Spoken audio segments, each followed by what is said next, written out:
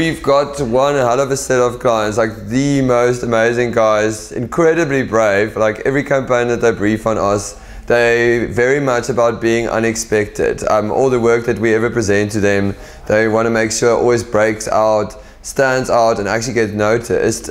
So when they launched this new gum, it was like a mystery flavor. Like the obvious thing would be like, come on South Africa, tell us what the flavor would be, which would have been pretty boring. So they led us down a path where they wanted something completely opposite, something totally unique, and we ended up with an incredibly brave campaign. Must admit, like we actually cracked that concept in the first 2 presentations.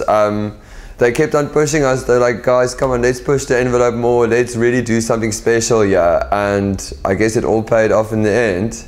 The Stimorol team on the craft side is actually quite a big team. It was headed up by Mike Middleton, who since relocated to Zurich, which is a big shame for us.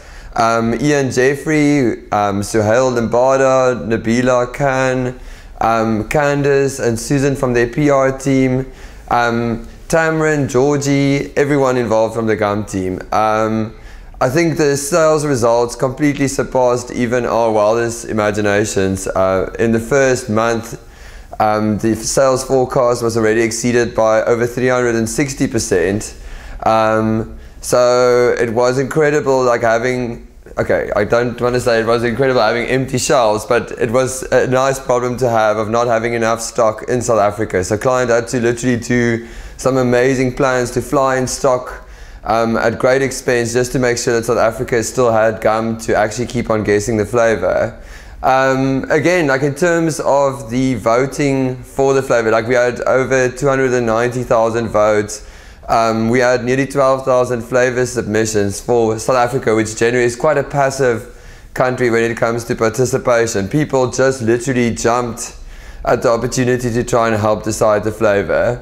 Yeah, like the whole integrated effort, interaction with the page was phenomenal. We had time spent on site sometimes up to 5 minutes per visit, which again for the 16 to 25-year-old audience is quite unheard of. These guys are bored ridiculously easy, move on to the next best thing. So to try and keep them was quite a feat for us.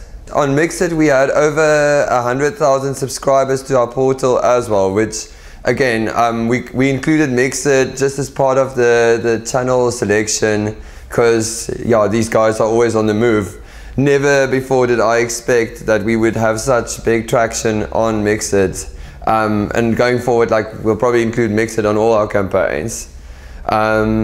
Yeah, I think the best part of the campaign for me was kind of also while we were busy in the campaign, how it still carried on evolving. Like we learned as we went along, we kind of saw what consumers out there enjoyed, and then we kind of reacted to it. And a lot of the stuff like the flavors where we printed customized gum packs for people out there was kind of born halfway through the campaign. So I think going forward, when we talk integration, you never should just stick to what you've planned beforehand. You got to take stock as you go along, address the concerns and make it even more magical.